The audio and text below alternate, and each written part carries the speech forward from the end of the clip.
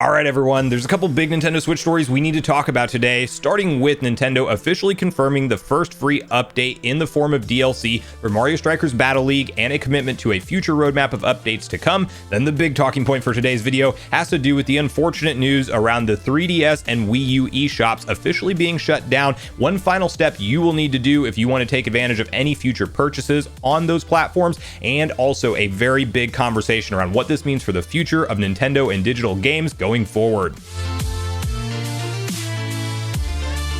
What's up, Nation? If it's your first time on the channel, make sure you join Sunbro Nation by subscribing below, hit the like button on this video if you enjoy it today, and make sure you turn on your bell notification icon so you're kept up to date with all the newest gaming news. Now, as mentioned, guys, we got two different stories to unpack today, and we have to kick it off with a conversation around Nintendo and their decision on how they add content to Mario sports games and even just Nintendo sports games in general, as you may notice a trend now that we see with new announced Mario sports titles where they launch initially very light on content, and Nintendo commits to adding in future updates that do come in the form of free content. And I personally am not a fan of this tactic as much, as when I buy a Nintendo Switch cartridge, I want that to be the entire game. If you want to go develop true DLC later on, that is one thing, because of course you just needed that extra development time to actually add in entirely new game modes, entire new sections, and new experiences to be had in the games. But one thing that Mario sports games have done recently, and while I am a fan of the quality of these games overall, is they do launch in a very light state. You can't argue that. I do think that while these are all very enjoyable titles,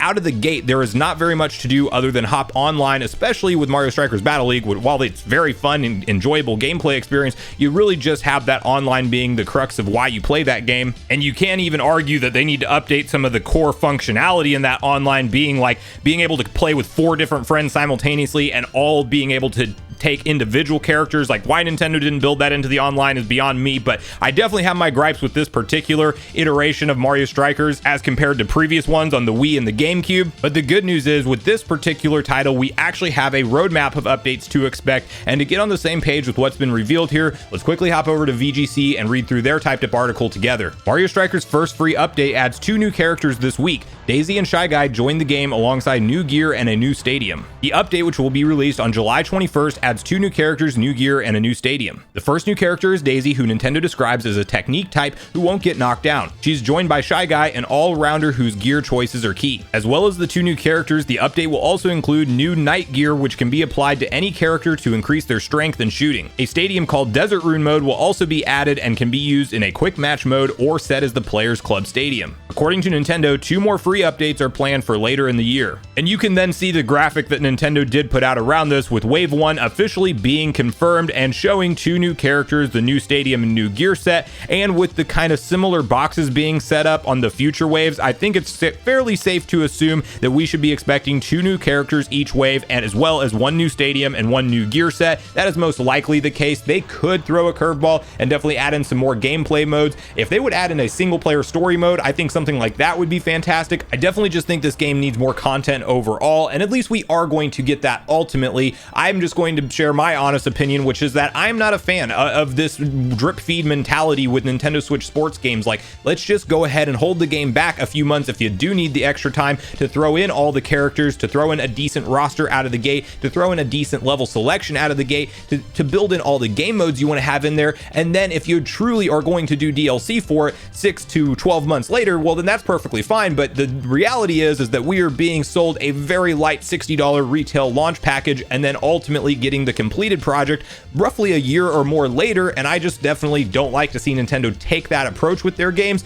It's only on the Mario sports titles right now, but the day that this would ever affect any of their mainline franchises, which I'm hopeful it will not, like your mainline Zelda and Mario experiences, I think it's a very unacceptable practice in my opinion. Even though the updates are free and it seems like a good thing on the surface, the reality is when you bought that game at retail at $60, it just launched very light on content. And I just don't think Nintendo should be leaning into this tactic to show quote unquote support for a game ongoing, as opposed to just putting out a fantastic experience through and through out of the gate and really wowing everybody's expectations. Like a DLC example is what we saw with Smash Bros, where it was already a ridiculously large character roster. We already had the entire game intact with numerous gameplay modes and online capabilities, and all the options you wanted from a Smash Bros iteration were already part of the base game. Then the DLC roadmaps came out later on to continue to add characters characters, stages, and show support for the game, it didn't feel like Smash Bros. Ultimate. I don't think anybody out there can make the argument that that game launched light on content, and I was more than happy to pay for additional characters on the Fighter Pass because of how stacked of a game Smash Bros. Was as a standalone title. Then we just got that icing on the cake with future DLC updates and a reason to hop back in. That is the kind of DLC I will support all day long. The free update roadmap right after a game launches, literally like a month or two later, is in my opinion a strategic move to hold back content and to try to show that you were supporting it when you could have really just baked that into the game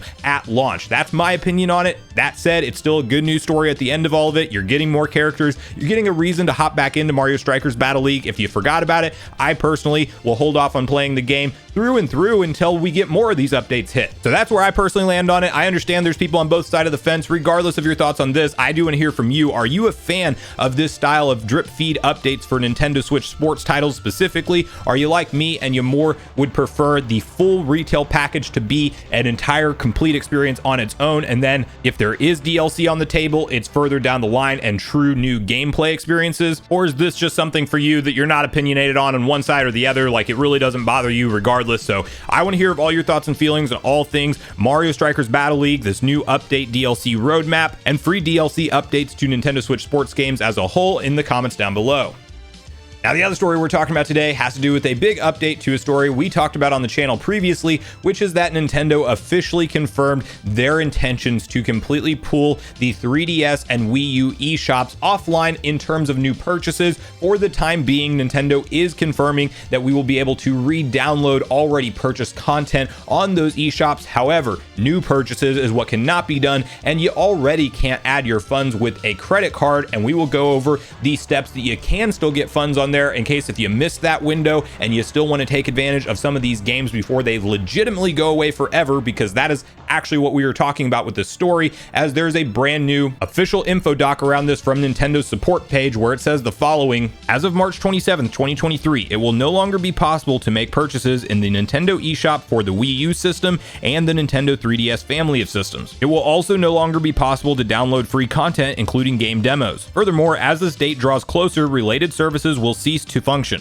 As of May 23rd, 2022, it is no longer possible to use a credit card to add funds to an account in Nintendo eShop on Wii U or Nintendo 3DS family of systems. As of August 29th, 2022, it will no longer be possible to use a Nintendo eShop card to add funds to an account in Nintendo eShop on Wii U or Nintendo 3DS family of systems. However, it will still be possible to redeem download codes until March 27th, 2023. Users who link their Nintendo Network ID wallet used with Wii U and the Nintendo 3DS family of systems with their Nintendo account wallet used with the Nintendo Switch family of systems can use the shared balance to purchase content on any of these systems until March 27th, 2023. After that, the balance can only be used to purchase content for the Nintendo Switch family of systems.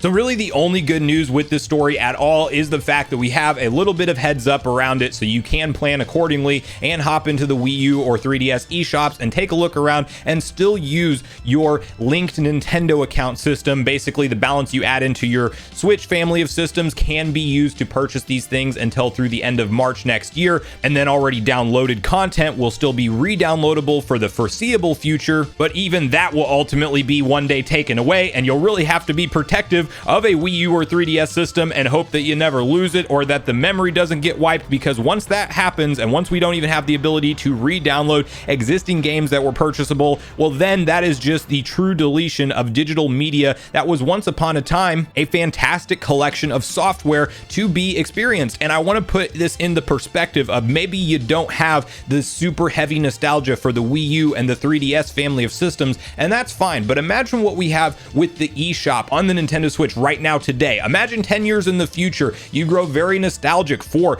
a lot of the digital and indie games that we see supported on the Nintendo Switch eShop, and then Nintendo just decides to announce they're pulling all support and that you won't be able to actually re-download those games, or you won't be able to purchase them anymore, and then you just hit the delete button on an entire fantastic library of games that was the only way to go back and experience them. And new users coming into gaming that maybe you have kids in the future and you want to show them those classic indie indie eShop games that you fell in love with and you don't have the means to do so, it definitely sucks, and it's the one huge downside to a digital only future that we are headed towards. I will be a physical collector as long as possible for scenarios like this. I completely get the appeal of digital gaming, and I don't fault anyone for choosing that for the convenience factor. However, these are the kind of scenarios that you look back at and you realize, oh, wait a minute, whenever I want to walk down memory lane and boot up that console the way I remember it, I might not have access to any of my library of games if the licensing rights are gone and they've already discontinued the store, so I can't download them. My memory card got corrupted over the course of time. Something happened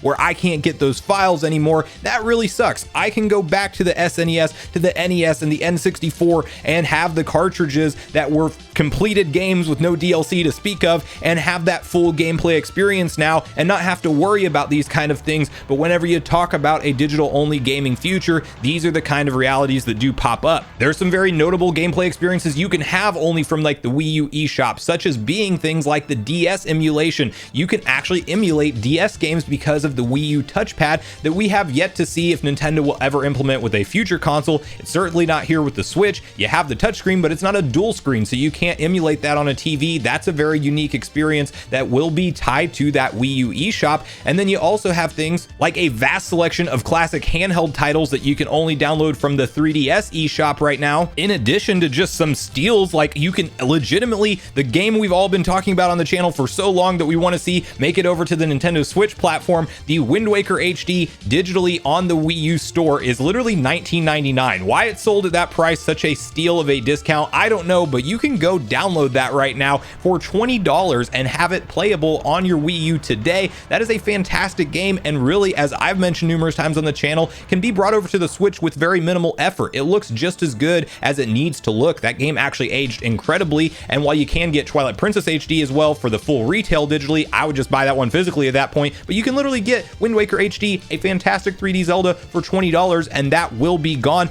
Not to mention the fact that these systems are not that old. I mean, yes, the 3DS has been around for a while, but they also showed continued support with newer updates and iterations of the model. But the Wii U is less than 10 years old. It was launched in North America on November 18th, 2012. So you have something that hasn't even hit the full 10-year mark, and we're already talking about discontinuing the ability to shop at the store of it. It's definitely a disheartening thing. I would imagine for people who are such a fan of the Switch that maybe don't get how big of a deal this is for some of the people who thoroughly played through the Wii U library of games. Like, put yourself in this scenario 10 years in the future, and we're talking about the vast library of the Nintendo Switch eShop just being deleted from existence and not being able to purchase any titles anymore, and then one day not be able to even re-download titles that you already purchased tied to your account. It's definitely not a good scenario. I hope this is something that, as we walk forward in time and Nintendo has this more somewhat of a commitment to their Nintendo ID like we see with the Switch, that we see a smoother roll forward process to things like this in the future. But that's all just hope.